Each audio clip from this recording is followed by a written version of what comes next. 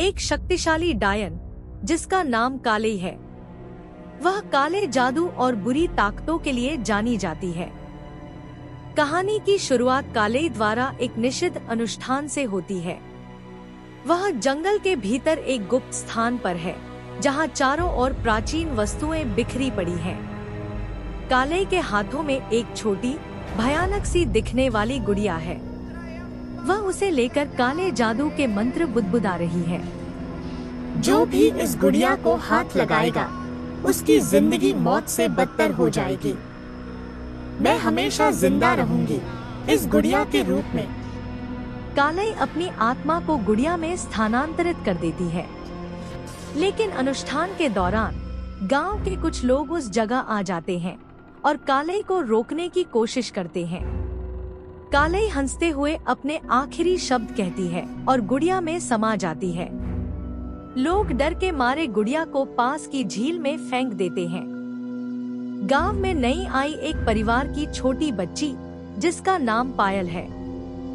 पायल गांव के पास खेलते खेलते उसी झील के किनारे पहुंच जाती है जहां गुड़िया को फेंका गया था।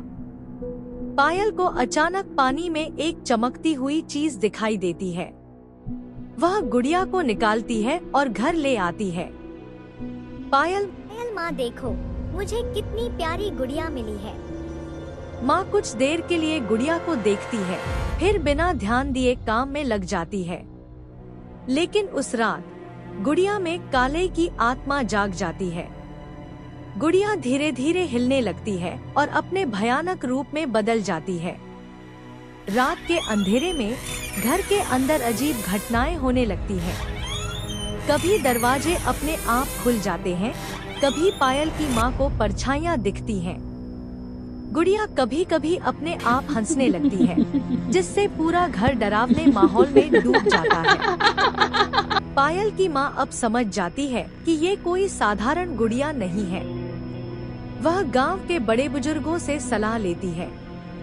वे उसे बताते हैं कि यह गुड़िया उसी काले की है जिसे सालों पहले श्राप दिया गया था।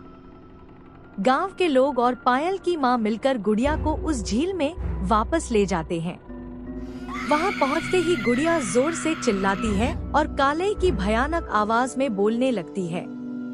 लेकिन गांव वाले उस पर पवित्र जल छिड़कते हैं और मंत्र पढ़ते हैं। गुड़िया आग की लपटों में घिर जाती है और काले की आत्मा हमेशा के लिए नष्ट हो जाती है। गांव के लोग मंदिर में धन्यवाद देने जाते हैं और पायल की माँ भगवान से प्रार्थना करती है कि फिर कभी ऐसा श्राप गांव में ना आए।